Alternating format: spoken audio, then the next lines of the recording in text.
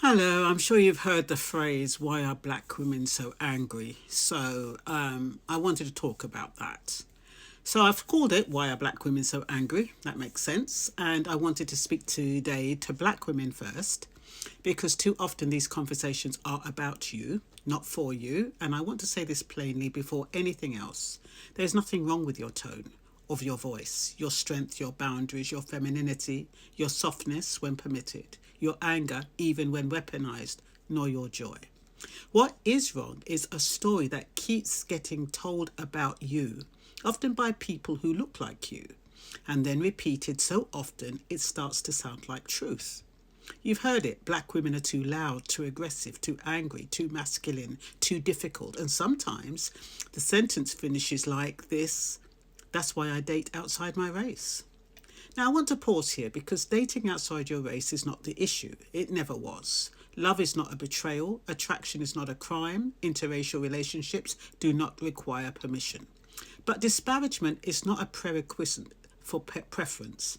And this is where the harm lies. Because when those words are spoken, they don't land in a vacuum. They land on centuries of already existing stereotypes. They land on women who have spent their lives being told they are too much and never enough at the same time. They land on women who are already navigating racism, sexism, and survival, often simultaneously. So the question becomes, where is this vitriol actually coming from? And why does it keep showing up in this particular way? Let's talk about that gently and honestly, and without pretending it's just banter or preference. For some men, these words are not carefully thought out positions. They are borrowed language, language absorbed from media, from social hierarchies, from beauty standards that have always ranked women and placed black women at the bottom. From a world that has repeatedly told them, distance yourself from blackness if you want status, safety, softness. And so some men do exactly that, not just in who they date, but in how they speak. Now, here's something important for black women to hear. Often, when these men speak, they are not actually talking about you. They're talking about themselves. They're talking about their discomfort with strong emotion, their fear about being challenged, their confusion about intimacy, their unresolved relationship with power and vulnerability, and their desire to feel chosen by proximity to whiteness or non-black femininity. But instead of saying, I don't know how to meet a woman who has had to be strong without feeling diminished, they say black women are too aggressive. And instead of saying, I struggle with accountability, they say black women are too difficult. Instead of saying, I feel emasculated by a world that already devalues me, they say black women are too masculine. This doesn't make it okay, but it does make it comprehensible. And comprehension is power. Because when you understand the source, you stop internalizing the poison. Now, to the men, especially the ones who might say, it's not that deep, it's just words. Here's the truth: you may not have been taught. Words don't exist in isolation, they exist in systems. When you repeat a stereotype that has historically justified black women being denied protection, black women being over-policed, black women being under-believed, black women being masculinized and defeminized, you are not just sharing an opinion, you are reinforcing a structure that already harms them. You may not intend that harm, but impact does not require intent. And here's where ignorance comes in, not as an insult, but as a reality.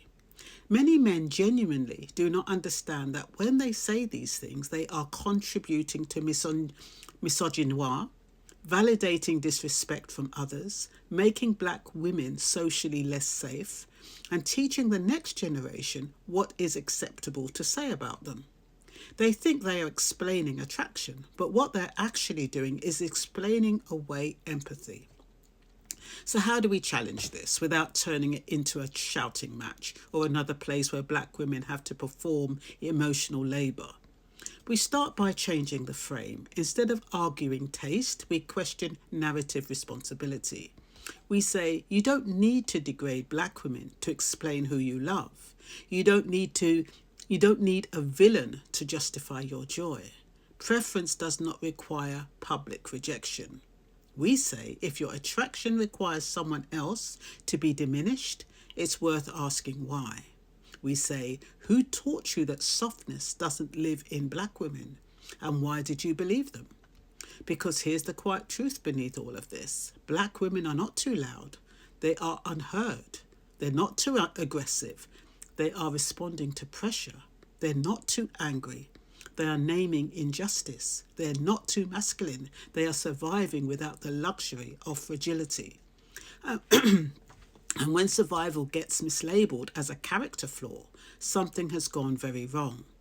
To black women listening, you're not required to convince anyone of your worth. You're not responsible for correcting every falsehood.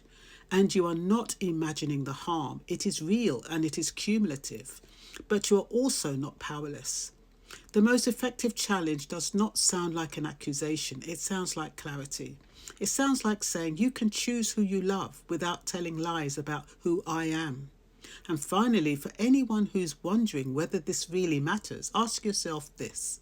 Why is it that dating outside one's race so often comes with an explanation, but loving black women is expected to come with endurance? The question alone tells us everything. This conversation is not about policing love.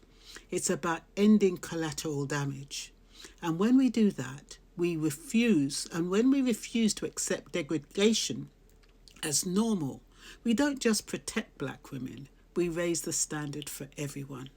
And I wanted to talk about that because, you know, a lot of it comes from a place of hostility. We think it's hostility because of the way that a lot of our black brothers speak about us.